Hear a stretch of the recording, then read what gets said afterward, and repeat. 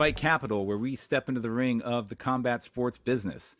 I'm your host, Ryan Rappaport. Today, we have UFC welterweight fighter Max Payne Griffin. Max hails from Sacramento, California, has been competing professionally since 2009. He's had epic battles in the octagon and is recently coming off a tough-fought win. And he'll be back in the cage against Michael Morales on July 1st, 2023 on UFC ESPN 48. So Max, I've been following your career and content for years. I've definitely noticed a considerable step up in your branded content, and I've been loving all of the fight analysis you've been putting out. But before we get into all of that, how are you doing today and where are you joining from? I'm good, man. Wonderful day, wonderful week. It's Monday. I'm joining you live from Sacramento, California. How you doing, Nice. man? Oh, I'm good, man. Just been recording these. Got some great conversations on deck. We just dropped Elliot Marshall today. You're going to be number two, so so appreciative of you taking the time. I know you got a lot of training going on, and I see your hander in so many different projects, and we can touch on those. But one of my favorite things about you, and not just the success you've had as a UFC fighter, but the strong personal brand you've built, particularly on social media. I know your fighting backs a lot of that up, but you do such a good job of being personable and relatable throughout social.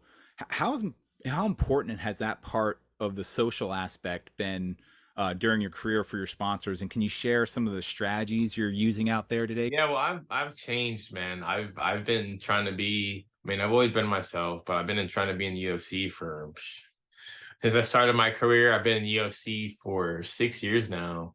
It'll be 7 years in this August. Actually, like UFC roster. But before that, I was trying to get in. But I've always been myself. I've always been kind of funny, but serious too. I'm always wearing a tinfoil hat.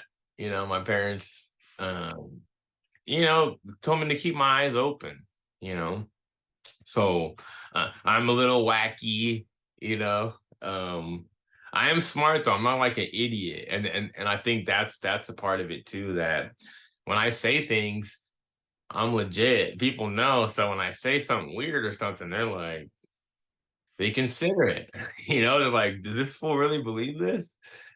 Let me read this. But as I was training and in the sport, like I've always worked.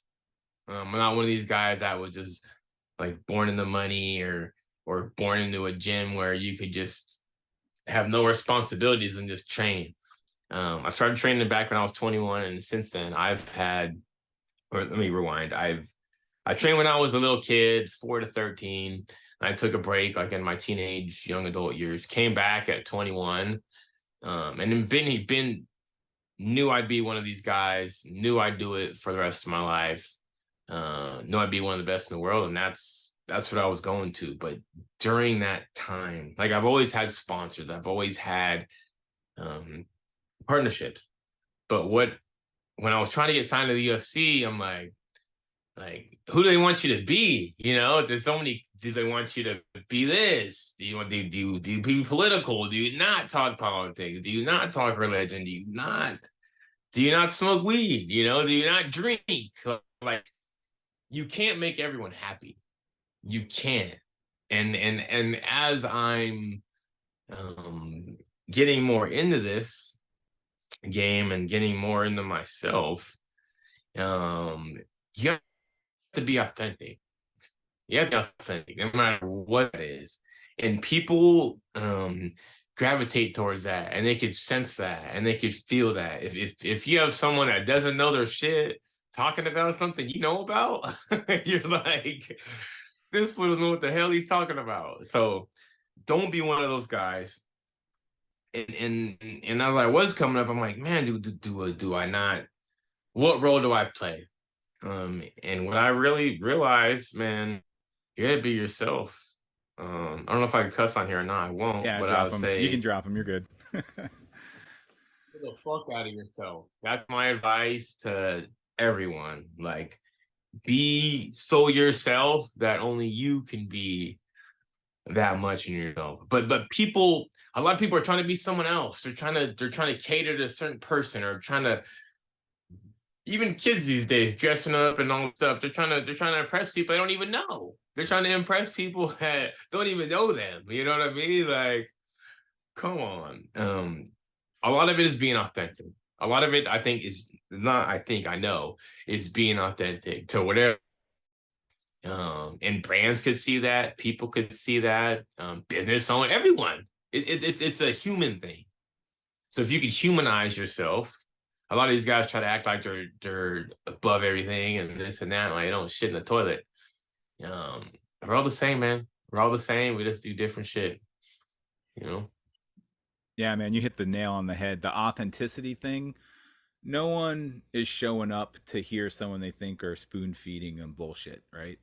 Everyone can, if someone can relate to you, even if it's in its rawest form, maybe it's not for everyone, but there is markets and people that listen, that react, and that will show up with their wallet, right? And in the end, that's what the brand sponsorships are looking for. It's like who's following that person? Are they, who cares if you have a million fans if no one's going to buy a t-shirt, right? But if people are getting in line for those people, even if, quote unquote micro influencer, right? If you're a micro influencer, you're a real influencer, people are showing up and paying, that's the only thing that matters, right? And I know that level of authenticity is what brand sponsors are probably showing up with for you. And I've seen you kind of reached into all these different various business ventures. Like you're doing big with the Prism and the trading cards. I know you've done stuff with NFTs and real estate and the metaverse, cannabis. How do you identify which opportunities best align with your brand? And I guess in the end, what's going to be most profitable for you too? Oh, I mean, I feel like stuff kind of comes. I mean, if you're in the right space, if you're in the right space doing the right things, people find you, man. People find you, you find people. It's just kind of I the cream rises to the top. And that's with everything. That's with brand, that's with deals, that's with people. The riffraffs hang out together, and so do the people that are doing shit. It's kind of how it goes. But as far as all these different ventures, I mean, it's kind of like a sprinkle of this, sprinkle a little bit of this, sprinkle a little bit of that. Real estate, that's always going on. That's one of my like big things. I know a lot of people, real estate's where a lot of money is. So that's where I want to be. I know a lot of people in it. I haven't done too much per se um legwork per se, boots on the ground, but I know a lot of people that I'm just getting set for, that we've talked to, had meetings and talked to their people. And this is the thing. When you're doing shit, you got to do stuff with people that know what they're doing. I feel like so many people act like they know what they're doing. They pretend like they know the plan or have the riches or have this or that, but they're not doing it themselves. Back to the thing about being authentic. Like I got some, good friends of mine, like a lot of mentors, and I'm not one of these guys that acts like I know everything. I don't know anything. I mean, I know a little bit, but I feel like I don't know anything. I'm a white belt, in my mind. I'm a sprout in the seed, I'm still learning. So I'm totally prefer to have someone that knows what they're doing. Like if I know more than you about something that I don't know, like you're the wrong person. You're the wrong person um that I need to be talking to. So, but these people that I do talk to, they're high level. These people have like real estate. They have 30 homes and are Airbnb and doing this and doing all like that's who I'm doing real estate through. You know what I mean? If I'm doing NFTs, people that are in the space, have been in the space, are living and navigating the space and are successful there. So what I find, and like everyone knows everything, right? You'll find that there'll be people that really know. And they're not saying I know everything. They're not the people that I know this, I know that. There's not those people. Um, so what I would say about who's making the most money or which deal's the best, I don't know yet. It's kind of like a combination, a combination. But that's kind of how I look at it. Um, what No, that's opportunity? beautiful. And it almost seems like, to find those right relationships. I'm sure you get hit up all the time, but it's really about finding the right ones. Sometimes you got to go seek those out too. Those people aren't necessarily given that game for free, right? You got to find those relationships and build those valuable relationships. Is there, as someone who's been around the game for a little bit and I'm sure has seen a lot during that time, can you give me, or any fighters that might be coming up, people who are newer into the game, what advice might you give them when they're looking to land these brand sponsorships and finding those right relationships? I would say you have to diversify for one thing. You have to diversify. Some people, and even just like social media per se. Um, there's not just Instagram, there's LinkedIn, there's Facebook, there's TikTok, there's email kind of stuff, newsletter kind of things. There's meetings like in your town or your city. There's like little like events with different groups of people. There's people that are doing shit. You just have to find them, you know? Okay. There's always people doing some shit, a group of people that are playing pickleball or whatever. Go hang if that's what you want to do, find them and figure it out. A lot of people I feel like they don't I mean, they have not only not work hard enough, but go after it enough. Go after something like their life depends on it. Like their future depends on it. They're real lackadaisical and kind of blowing in the wind. And I feel like that's how 80% of people are. Yeah, man, I see you attacking all the different platforms like you're attacking your workouts. I mean, you got the Substack, you got the LinkedIn, you got the Instagram, you got the Twitter, and you got different flavor for each thing too, and that I think speaks to the agility that you have. And you know what, man? I don't say this because we're interviewing right now. I don't see people diversifying like that. I mean, I've even talked to promoters, I've talked to agents, and I'm saying like, what are your fighters doing on LinkedIn? Like there's a entrepreneurial background there. There are the right people there doing the right things, and the way you've been able to leverage that into your Substack, having your newsletter there and Substack, never mind all the analysis you're doing on your website and on all the different platforms, that really speaks to your mind and how the work you're willing to put in. And I think that's got to be playing into your success here and who you're landing and who you're moving forward with. Definitely. You have to do more. A company, yeah, man, you have to go get it. Like a company's not gonna, and not even, no one's gonna want to work with you if you're not even working for yourself. Mm. Like you gotta go get it, man. You gotta go get it. That's being authentic to that. Don't just say you're gonna go get it, or just say you're doing something when the TV's on or the camera's on. Like you should always be trying to go get it. And believe it or not, I mean, people do should believe this. If someone owns the company and they're hyping the company, they're a fucking ass kicker. They're a go getter, and at that, they didn't just land there by mistake. You know, you got to match that drive, you got to match that energy, um, and it spreads. It spreads. It's much more. I hear stuff every day from people and fans and people I don't know and people that don't know me but their dad knows me or their brother heard about me doing something. Um, it's like a ripple in like a clear lake. I feel like the more you do and the more stuff you do, it spreads out and it could um, cause and effect, man. Like I do a lot more, or I think I have a lot more reach than I think. You know, um, every day it's some kid that his dad saw me fight, and his sister went to school with me, and it's just it's kind of humbling, really. I mean, at the end of the day, but for me, it's more like the younger people. It's like, adults are fine, but one of my passions is kids. I have a couple of kids. I have a 12-year-old and a 2-year-old, um, And I really started getting involved in the school stuff and them when my son was a kid. Well, he's still a kid, but when he was at preschool and all these schools, I was on site council. I was talking to the teachers. I was figuring out where they're spending their money.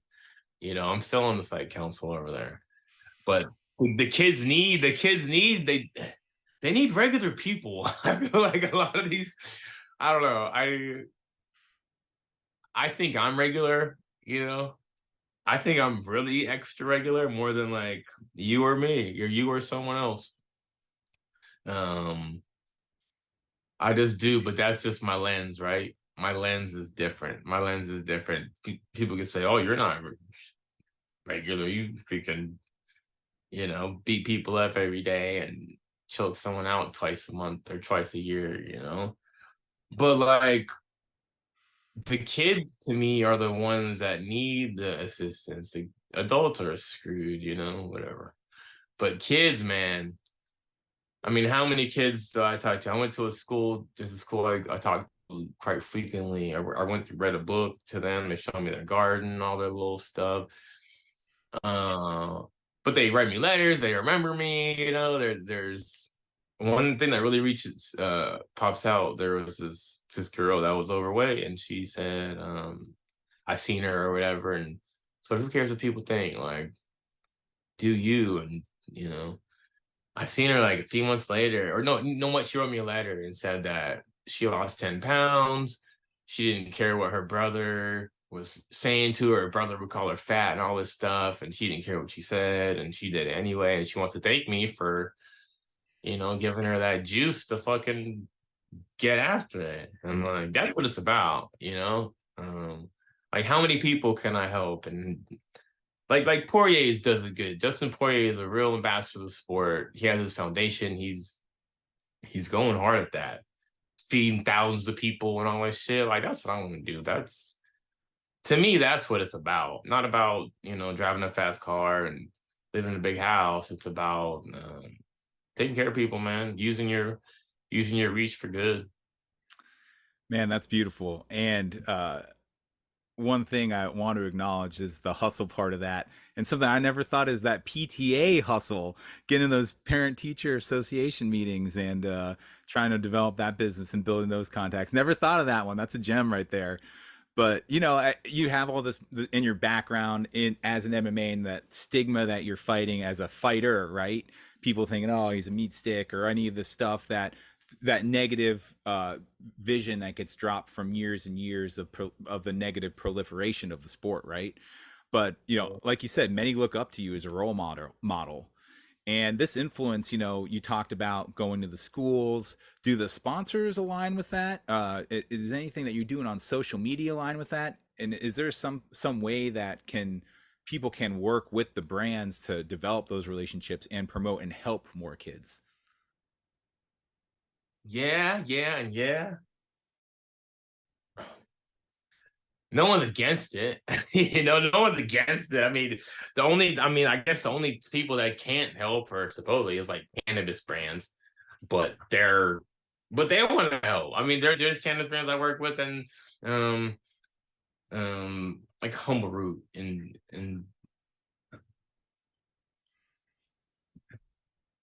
yeah, there's Humble Root and there's companies that we work with that do like school backpacks and school drives, for the kids. And it's funny, a lot of the schools and shit, like you can't work with cannabis. They don't care what, like sometimes we can't even like donate shit. We have 300 backpacks full of pencils and paper and all that stuff. We can't say it's from like a cannabis company. You know what I mean? Or they won't take it. So it's interesting times. Um that's interesting. But I mean, other companies are down. I mean, who doesn't want to help? Who do want to help? I'd say too, a lot of what's helped me a lot is my corporate background. And I did work for Blue Shield of California. I worked in corporate real estate there for 4 years.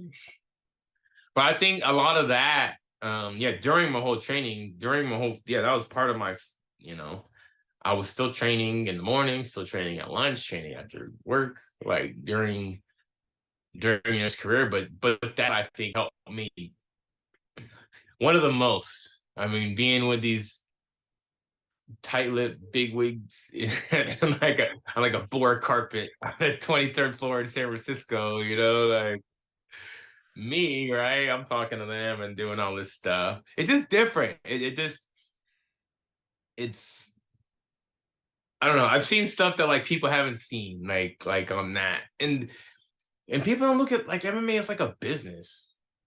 They look at it just as like a fight. And so many fighters are just fighting. Like that's like the minimum. To me, fighting that's like the least. I mean, I fight what, twice a year, 3 times a year?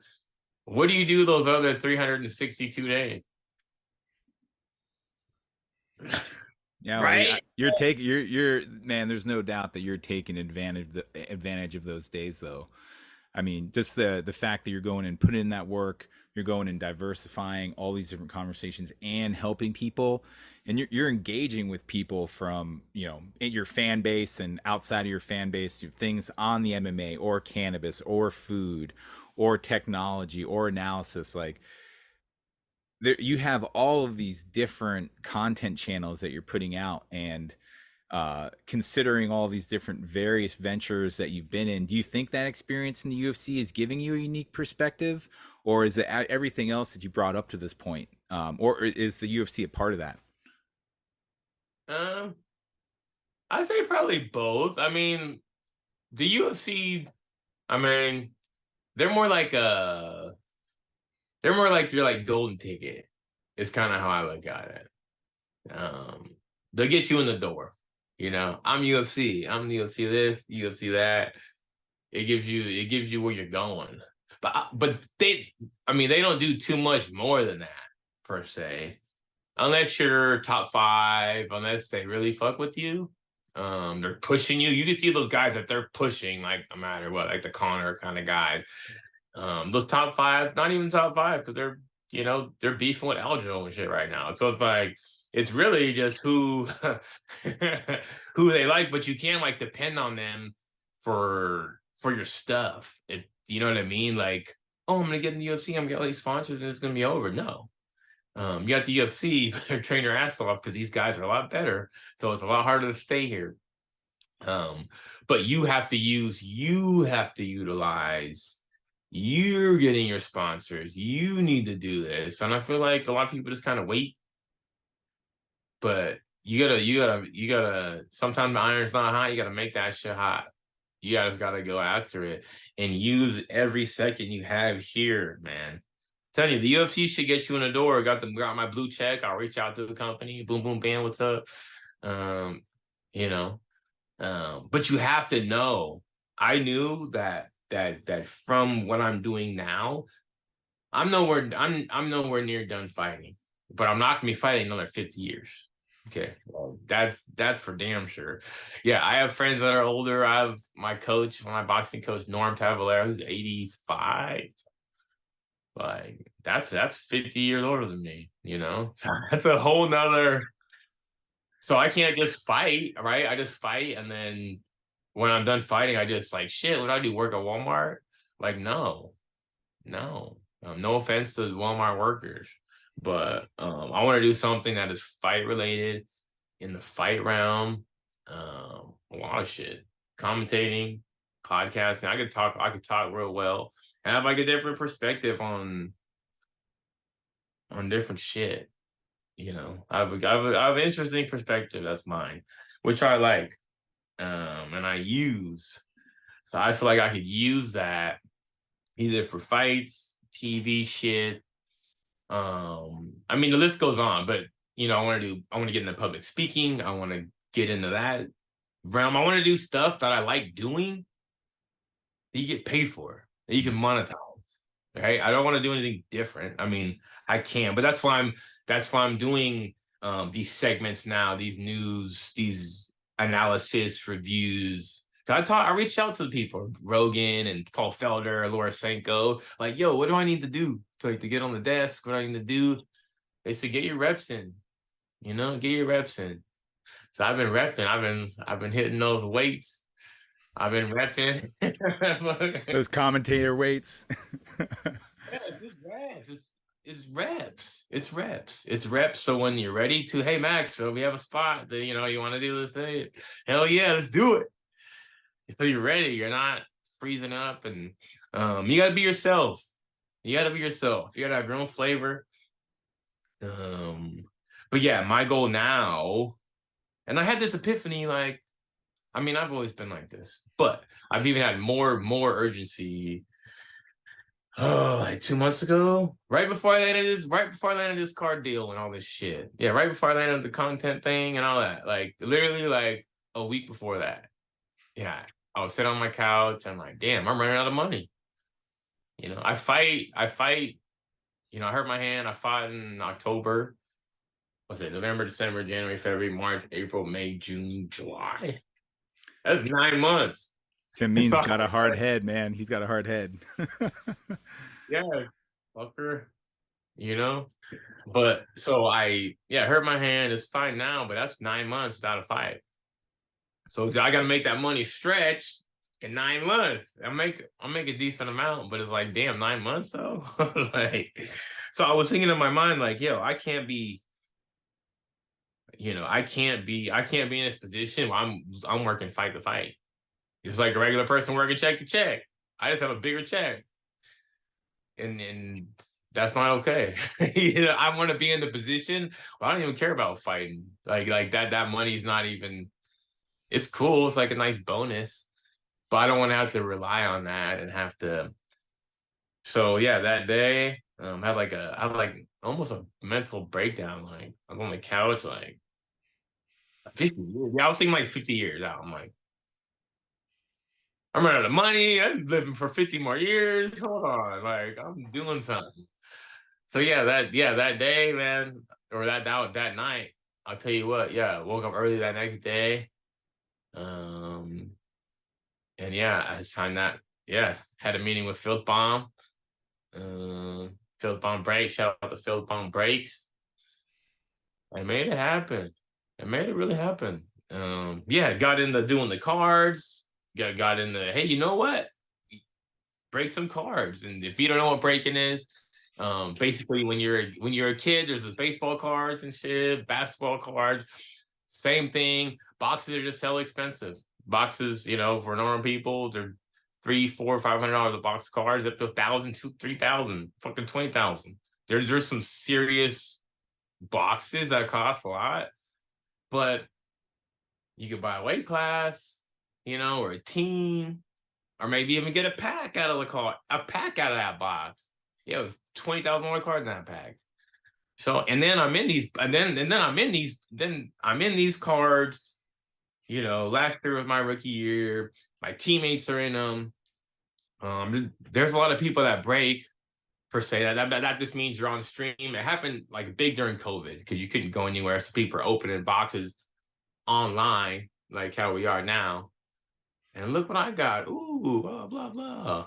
So it got big. But I'm the only UFC guy breaking. Everyone else, they're pretty cool. I mean, some guys are cool, some guys are dorks, you know. Out of like Massachusetts or something. I don't know. Just reading these cards.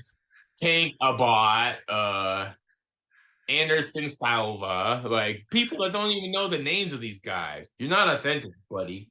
Yeah, yeah. Bro, Head on. I'm from Massachusetts now. Not the I don't got the Boston accent though, but no, I know what you're saying though. I know what you're saying. But what's crazy about that though is that long view, right?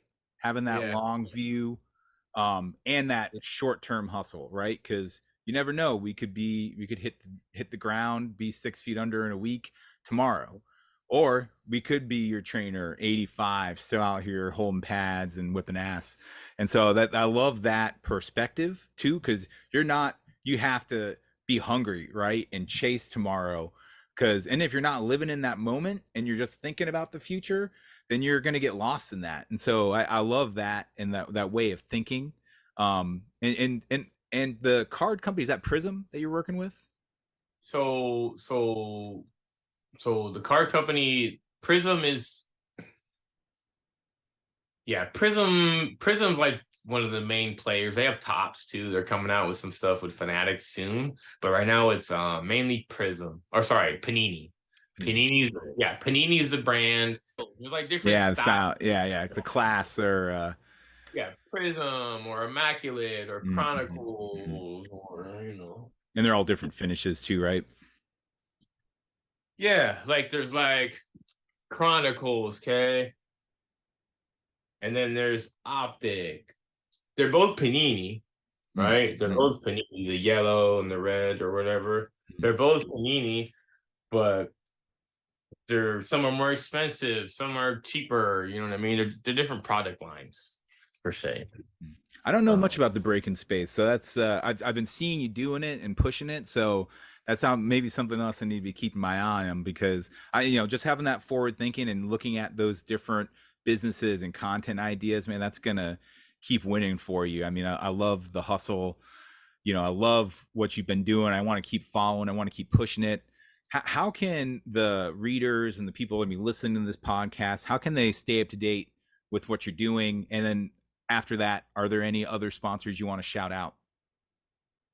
I would say that the best thing now, I'm working with Kevin Fun, I think his last name, Kevin P4P Digital. He does a really good job with my newsletter right now. Yeah, the newsletter is probably, I do it weekly. Um, it's I put a lot of shit in there. I put a lot. I think number 30. Yeah, we're on number 30. Hey, and Damn. it's digestible too. I'll say that. When I'm putting out in Substack, it's a long form thing. I really want to try to tell a story after these interviews, and I'm not just taking this context. I'm knowing your fights and seeing that growth that you've had in the ring and where you're at now. Like that's what I'm writing about. But the way you break all that down, you have multiple streams of content. You're diversifying in that newsletter. Is that Substack? Yeah, What's the handle for that? Is it Max Payne Griffin at Substack? I think so. Yeah, Max Payne Griffin at Substack. So I'll make sure to include that in there as well. I liked it though. I like the newsletter. I get a lot of good feedback on it. I get a lot of messages and a lot of people in real life like, man, I love the newsletter. Even people I don't know are like, yo, that I'm like walking and shit. Like, man, I love that. That's the weird thing. That's the weird thing about like walking around. I was like, I'm getting more popular. People, so there's people that I've met and there's people that I haven't met, but they act like they know me. And then there's people that have never met me, but act like we've been on each other forever. And then some people just stare at me. But don't say anything. I think they want to fight. You want to fight, bro. But They're no, like they recognize you and they're trying to place it. Like they're like, I know this dude. Where do I know this dude? He's got to look. yeah.